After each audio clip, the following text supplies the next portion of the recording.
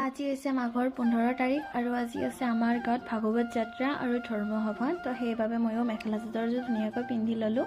তাৰপিছত আমি যায়ে প্ৰথমতে হিয়া ভাগ ল'লোঁ। তাৰপাছত অলপ সময় থাকি আমাৰ ভাগৱত যাত্ৰা আৰম্ভ হ'ল।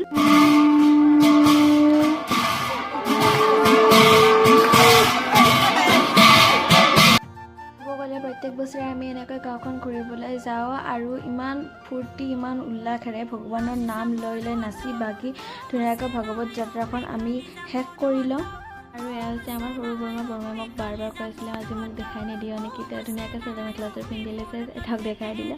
আৰু আহিলে আমাৰ ঘৰত ভাগৱত যাত্ৰা আৰু ধুনীয়াকৈ সেৱা মেলা কৰি আমি ওলালোঁ গোসাঁই ঘৰলৈ। মায়ে মই মানে বাইদেউহঁত সকলোৱে মিলি তাত যাই আমি ধুনীয়াকৈ মহাপ্ৰসাদ ল'লোঁ আৰু লাষ্ট টাইমত খালোঁ আমি খিচিৰি।